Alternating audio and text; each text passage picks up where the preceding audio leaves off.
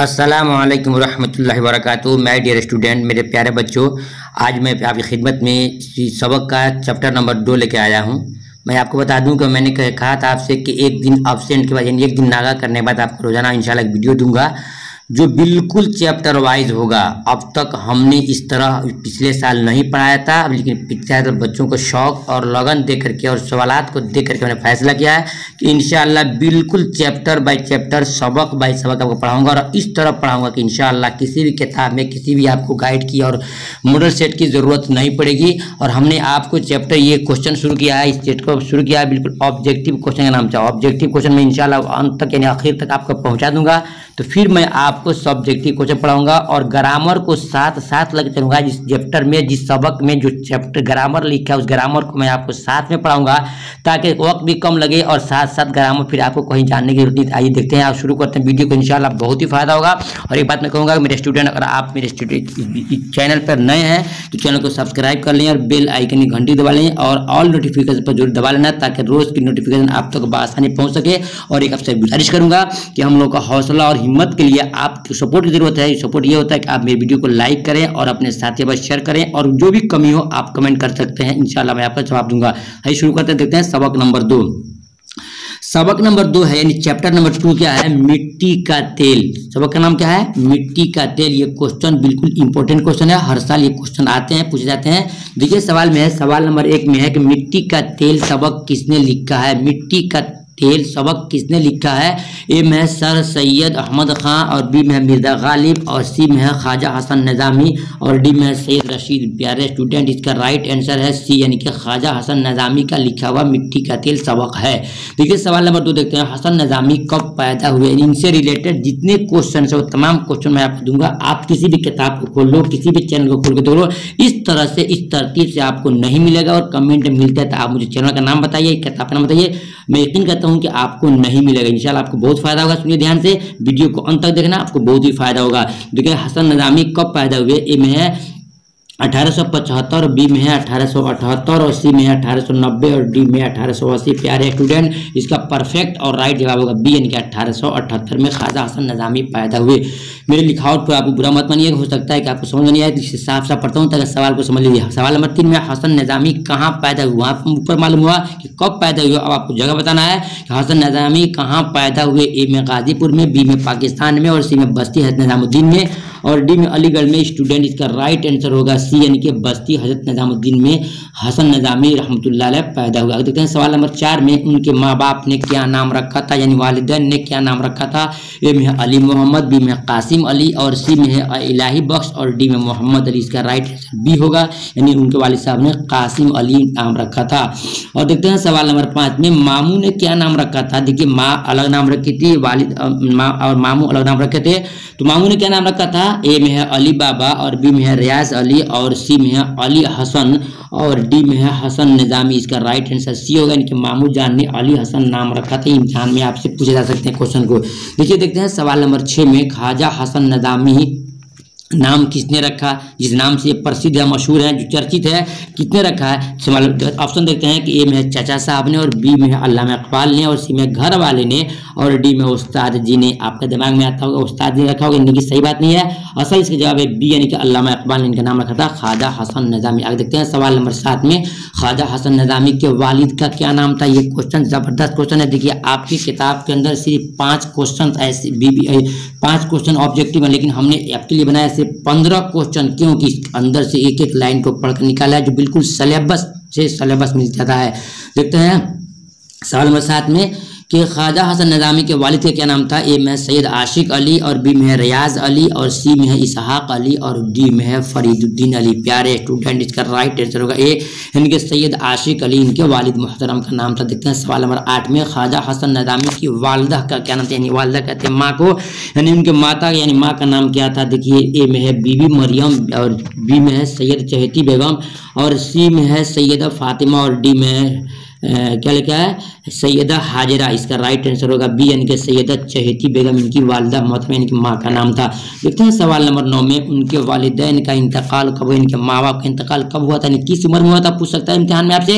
ए में है जब 15 दिन के थे और और बी में है जब 18 साल के थे, और सी में है जब शादी हो गई थी, और डी में है जब कमसिन थे, यानी कमसिन में कम उम्र थे। तो इसका राइट आंसर यही होगा, यानी कि जब कमसिन, डी से यानी कब कमसिन थे, यानी बिल्कुल छोटे उम्र में थे, इनके माँ बाप का इंतकाल हो गया था। देखते हैं सवाल नंबर 10 में, जब वालिदैन का इंतकाल हो ही गया तो परवरिश अब किसने की? सवाल पैदा जरूर होता है स्टूडेंट, ये आपसे इम्तिहान में घुमा कर पूछ सकते हैं कि परवरिश किसने की। तो ये लिखा है मामू जान ने, और बी में चाचा जान ने, और सी में भाई जान ने, और डी में खाला जान ने। आपके जहन में आता होगा कि खाला जान ने, नहीं, गलत है। इसका राइट आंसर होगा सी, यानी कि भाई जान ने इनकी परवरिश की। देखते हैं सवाल नंबर 11 में क्या होता है कि सवाल नंबर 10 में ख्वाजा हसन निज़ामी की शादी कितनी उम्र में हुई? प्यारे स्टूडेंट, इसको भी देखिए इम्तिहान में आपसे पूछा जा सकते हैं। ए में 17 साल की उम्र में, और बी में 18 साल की उम्र में, और सी में 21 साल की उम्र में, और डी में 15 साल की उम्र में। इसका राइट आंसर होगा। प्यारे स्टूडेंट, याद रखिए कि ख्वाजा हसन निज़ामी की शादी हुई थी बी, यानी कि 18 साल की उम्र में। आगे देखते हैं सवाल नंबर 11 में, शादी तो हो गई, अब किससे हुई? पूछ सकते हैं आपसे किससे हुई। ये तमाम क्वेश्चन हमने बनाया एक एक लाइन को पढ़ करके आपके लिए। प्यारे स्टूडेंट, हक बनता है कि आप मेरी वीडियो को लाइक जरूर कर दीजिए, आपसे मेरी गुजारिश है, और साथियों पर शेयर जरूर करना, क्योंकि उनको भी इल्म बताना आपको नेकी मिलेगी।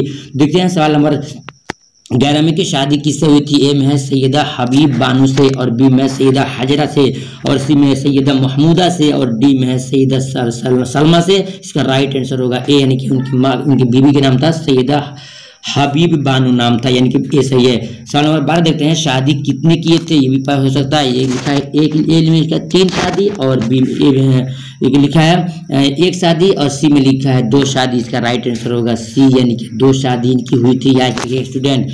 और आगे देखते हैं सवाल नंबर 13 में, दूसरी बीवी का नाम क्या था? जब पहली बीवी का मालूम हो गया और सब पता चलेगा 2 शादी हुई, तो दूसरी बीवी का नाम भी पूछ सकता है आपसे। तो दूसरी बीवी का नाम क्या था? देखिए इसका राइट आंसर होगा एक में सलमा एक है, और बी में महमूदा बानो ख्वाजा से, और सी में हबीब बानो से, और डी में मरियम बानो से। इसका राइट आंसर होगा बी, यानी कि महमूदा ख्वाजा बानो से इनकी शादी हुई थी, दूसरी शादी। देखते हैं सवाल नंबर 14 में, हज़रत निज़ामुद्दीन औलिया की सवानेह किसने लिखी? हज़रत निज़ामुद्दीन औलिया की सवानेह किसने लिखी? इसका प्यारे स्टूडेंट, ए में लिखा अल्लामा इकबाल ने, और बी में मिर्ज़ा गालिब ने, और सी में ख्वाजा हसन निज़ामी ने, और डी में रशीद साहब ने। इसका राइट आंसर होगा सी, यानी कि ख्वाजा हसन निज़ामी ने सवानेह निज़ामुद्दीन औलिया को लिखा था। अब देखते हैं सवाल नंबर 15, ख्वाजा हसन निज़ामी का इंतकाल कब? ये क्वेश्चन बिल्कुल VVI क्वेश्चन है, आपसे पूछा जा सकता है इम्तिहान में अंदर, जो किताब के अंदर सवाल बने हुए नहीं है, लेकिन हमने आपको ढूंढ निकाला बताया आपके लिए। तो ख्वाजा हसन निज़ामी का इंतकाल कब हुआ? ए में लिखा 1950, बी में 1955, और सी में 1990, और डी में 1952। इसका राइट आंसर होगा बी, यानी 1955 में इनका इंतकाल हुआ। प्यारे स्टूडेंट, वो तमाम क्वेश्चन रहे। वही आपको देखते हैं किताब में क्वेश्चन कौन से बने हैं जो आपको जवाब देना है, और साथ ही साथ आप इस चैप्टर में जो ग्रामर है वो भी पढ़ा दूंगा, ताकि आपको कोई दिक्कत और परेशानी नहीं हो। देखिए सवाल में है, बताया था आपको चैप्टर में 2 का नाम क्या है? मिट्टी का तेल। क्या है? मिट्टी का तेल। और बताया था आपको लिखा कौन है? ख्वाजा हसन निज़ामी साहब। ख्वाजा हसन निज़ामी साहब है, ये इम्तिहान में बहुत पूछा जाता है। आगे देखते हैं, लिखा क्या है? वेरी शॉर्ट टाइप क्वेश्चन, यानी कि बिल्कुल 1 नंबर या 2 नंबर के क्वेश्चन आते हैं जो आपसे लिखा जाता है, पूछा जाता है। देखिए सवाल में एक में है, आग, हवा, पानी और खाक में सबसे कमतर किसको समझता है? कमतर कहते हैं सबसे हकीक, सबसे कमजोर। आप जवाब दीजिएगा तो मिट्टी को समझ, मिट्टी को। फिर सुनिए, आग, हवा, पानी और खाक में, यानी खाक में मिट्टी होता है, खाक में सबसे कमतर किसको समझा जाता है? तो राइट जवाब इसका होगा मिट्टी को कमतर समझते हैं। सवाल नंबर 2 देख लेते हैं, मिट्टी के साथ दुनिया क्या सलूक करती है? मिट्टी के साथ दुनिया क्या सलूक करती है? आपको मालूम है? लिखने का तरीका देखिए कि देखेंगे ये मखलूक के पाँव से रौंदी जाती है, इनके मखलूक अपने पाँव रखकर इसके ऊपर चलता है, ये इसके साथ सलूक होता है। देखते हैं सवाल नंबर 3 में, चंबेली और मोतिया के तेल से भी अहम मिट्टी का तेल है, कैसे? इसका जवाब देना होगा आपको, क्योंकि इसके दम से दुनिया उजाला, यानी कि मिट्टी के तेल अगर नहीं होती तो दुनिया के अंदर अंधेरा होता है, मिट्टी के तेल नहीं। आज तो हमारे ज़माने में लाइट बिजली आ चुकी है, इससे पहले जो रोशनी उजाला मिलती थी हमें आपको मिट्टी ही का देने से बताया कि चंबेली से अच्छा है, क्या है? चंबेली और मोतिया तेल से अच्छा है मिट्टी तेल, क्योंकि मिट्टी तेल से पूरी दुनिया को उजाला मिला है, और अब भी बहुत सारे घरों में इससे उजाला मिलती है, इसलिए इसकी अहमियत ज़्यादा है। तो सवाल नंबर 4 में, मिट्टी का तेल देख कर लोग क्यों नाक भौं चढ़ाते हैं? जवाब है क्योंकि बदबू की वजह से, क्योंकि बदबू इससे होती है। सवाल नंबर 5 देख लेते हैं, मिट्टी का तेल तमाम तेलों से क्यों बढ़ चढ़ है। देखिए इसका परफेक्ट जवाब आ रहा है जरूरत और इफादत के लिहाज से। मालूम हुआ कि इसकी जरूरत बहुत ज़्यादा पड़ती है, इंसान किसी भी काम में इसको इस्तेमाल करता है, खासतौर से उजाला करने के लिए या किसी चीज़ को जलाने के लिए मिट्टी के तेल की जरूरत पड़ती है, इसलिए इसका अफियत और फायदा ज़्यादा है, इसका हिस्सा बढ़ चढ़ करके है। सवाल नंबर 6 देख लेते हैं, मिट्टी का तेल बिल्कुल बेगर्द और बेताल्लुक है, कैसे।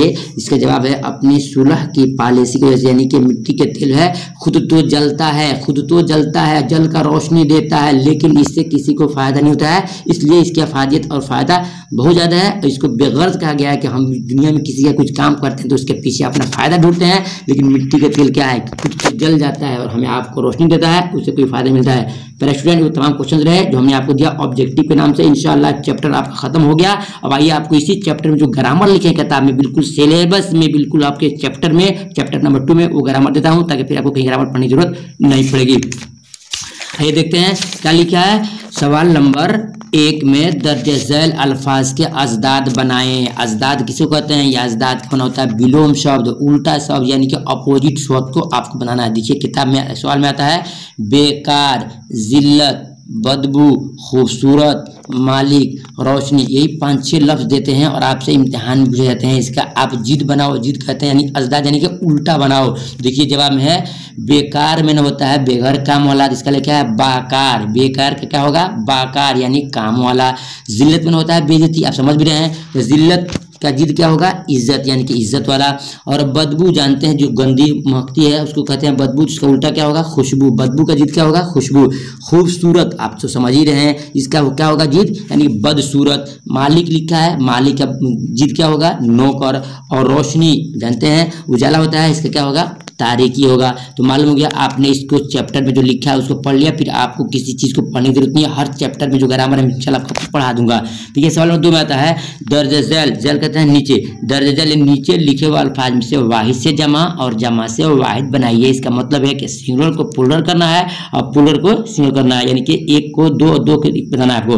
देखिए लिखा है मखलूकात, ये जमा है यानी कि प्लूरल लफ्ज है, इसका वाहिद क्या होगा, मखलूक होगा, क्या होगा, मखलूक होगा। लिखा है सबक, सबक वाहिद है यानी कि सिंगुलर है, इसका जमा होगा असबाक। आगे लिखा है मुल्क, ये वाहिद है, इसका जमा होगा ममालिक। ताल्लुकात, ये जमा है यानी कि प्लूरल लफ्ज है, इसका सिंगल होगा ताल्लुक। यहाँ लिखा है तकलीफ, तकलीफ क्या है, वाहिद यानी कि सिंगल लफ्ज है, इसका जमा होगा तकालीफ, याद करना होगा तकलीफ के तकालीफ। अमाल, ये क्या है, जमा यानी कि प्लूरल है, इसका सिंगल क्या होगा, अमल। ये वो क्वेश्चन हो गया जो हमने आपको दिया वाहिद जमात के ताल्लुक से। आगे देखते हैं एक क्वेश्चन और आ गया है, लिखा है ये, इसमें हमारे स्टूडेंट फंस जाते हैं, सवाल को नहीं समझते हैं, याद रहते हुए भी जवाब नहीं दे पाते हैं, इसलिए मैं आपसे कहूँगा वीडियो तो कुछ लंबी हो गई है लेकिन आपके हक में फ़ायदेमंद हो। देखिए सवाल में लिखा है दर्जे झैल अल्फाज से जुमले बनाकर जिनसियत जाहिर करे। पहले सवाल समझिए, ये पूछ रहा है कि जो नीचे जो लफ्ज़ लिखे हैं 5-6 लफ्ज़ लिखे हैं, इससे आपको सेंटेंस बनाना है। जुमला बना होता है सेंटेंस, यानी को आप वाक बनाना है, और वाक किस तरह बनाना है, वाक इस तरह बनाना है कि जिनसियत, जिनसियत में स्त्रीलिंग पुल्लिंग निकल जाए,